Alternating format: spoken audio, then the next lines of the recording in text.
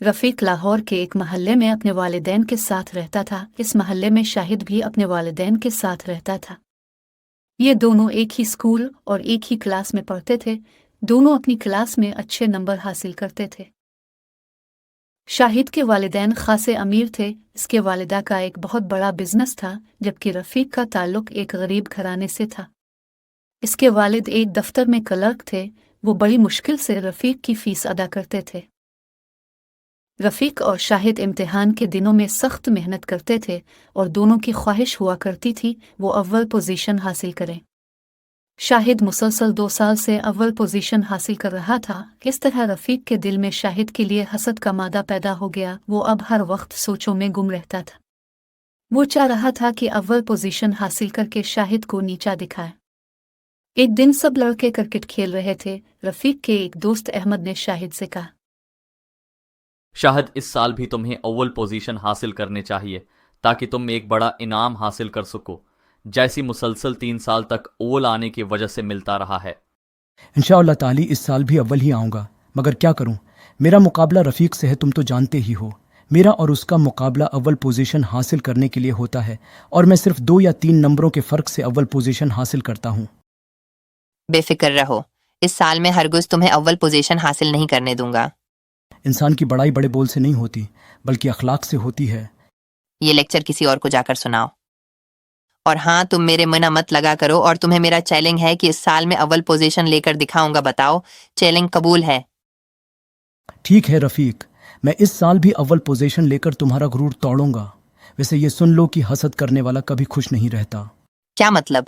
मैं तुमसे हसद करता हूँ? तुम में क्या खूबी है जो मैं तुमसे हसद करूंगा? मैं तुमसे ज़्यादा बहस नहीं करना चाहता। रफ़ीक इस साल खूब दिल लगाकर पढ़ रहा था। वो हर हालत में अव्वल आना चाहता था।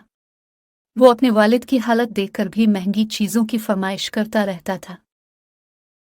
एक दिन रफ़ीक के वालिद थके हारे ऑफिस से आए तो उसने अपने वालिद से साइकिल खरीदने की फरमाइश की। इसके वालिद ने कहा, बेटा, एक साइकिल जो 2 साल पहले खरीदी थी वो तुम्हारे पास मौजूद है, फिर दूसरी साइकिल क्यों?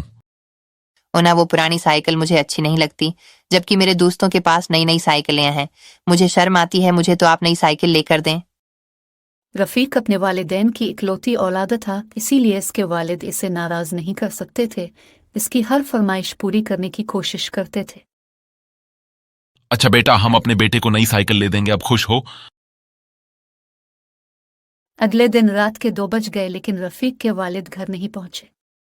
रफ़ीक और उसकी उम्मी बहुत परेशान हो गए। इतने में दरवाजे पर दस्तक हुई। दरवाज़ा खोला तो वहां रफ़ीक के वालिद के दोस्त खड़े थे।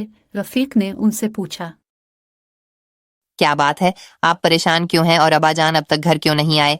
क्योंकि आप भी तो उनके साथ काम करते हैं। तुम्हारे अब्बाजान सुबह से काम कर रहे थे, वो दोपहर का खाना खाने भी नहीं गए। मैंने उन्हें मुसलसल काम करने से मना किया तो उन्होंने जवाब दिया, आज मुझे आराम नहीं करना, आज मैंने अपने बेटे के लिए साइकिल खरीदनी है। आखिर काम खत्म करके वो जाने के लिए उठे 2 सीढ़ियों से उतर रहे थे कि उनका पांव फिसल गया। इस तरह उनके सर पर चोट लगी। हमने उन्हें अस्पताल पहुंचा दिया है। चाचा, अब क्या होगा? बेटा, तुम फिक्र न करवा, अब उनकी हालत बेहतर है।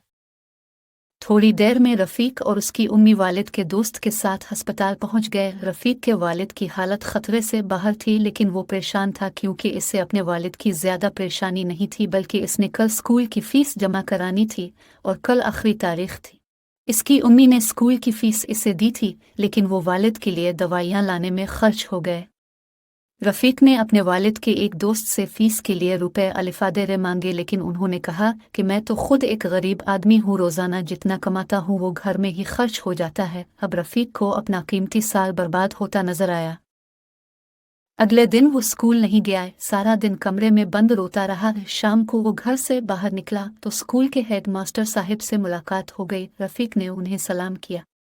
इन्होंने सलाम का जवाब दिया और पूछा, रफ़ीक, तुम्हारी तबीयत तो ठीक है, तुम आज स्कूल नहीं आए?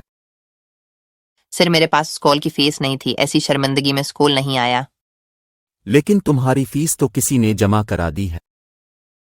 क्या मतलब सर? किसने मेरी फीस जमा करवाई? भाई, जिसने फीस जमा कराई है इसने अपना नाम बताने से मना कर दिया है। ये कहकर हेड मास्टर साहिब चले गए। इत्तेफाक से कुछ फासले पर शाहिद और अहमद आपस में बातें कर रहे थे। इन्होंने इसे नहीं देखा, लेकिन उनकी बातों की आवाज इसके कानों तक पहुंच रही थी। शाहद तुम ने उस मगरूर लड़की की फीस क्यों जमा कराई है? तुम्हारे लिए तो उसको सामने से हटाने का बहुत अच्छा मौका था। ये सुन कर रफीक पर सख्ता तारी हो गया। अहमद, मैं ये मानता हूँ कि रफ़ीक तालीम के मैदान में मेरा हरीफ है और मेरा उससे मुकाबला भी चल रहा है, लेकिन मुसीबत के वक्त में उसकी मदद करना भी तो ज़रूरी था। फिर वो मेरा पड़ोसी भी है, भला मैं उसका 1 साल कैसे ज़ाया कर सकता था? ये सुन कर रफीक दिल ही दिल में बहुत शर्मंद है हुआ। वो सोचने लगा कि वो एक अमीर बाप का बेटा होकर मगरूर नहीं है और उसके दिल में हमदर्दी का जज्बा है, और मैं एक गरीब बाप का बेटा होकर इतना मगरूर हूँ। उसने दिल में अल्लाह ताला से मुआफ़ी मांगी और शर्मिंदगी का एहसास लिए हुए घर रवाना हो गया। दोस्तों, अगर हमारा किसी के साथ मुकाबला है तो इसका यह मतलब नहीं इसके मुश्किल वक्त में इसे अकेला छोड़ दें। हमें उसकी न सिर्फ माली मदद करनी चाहिए बल्कि हर कदम पर उसका साथ देना चाहिए। इससे न सिर्फ दिल को सुकून मिलता है बल्कि अल्लाह ताला भी हमसे खुश होते हैं।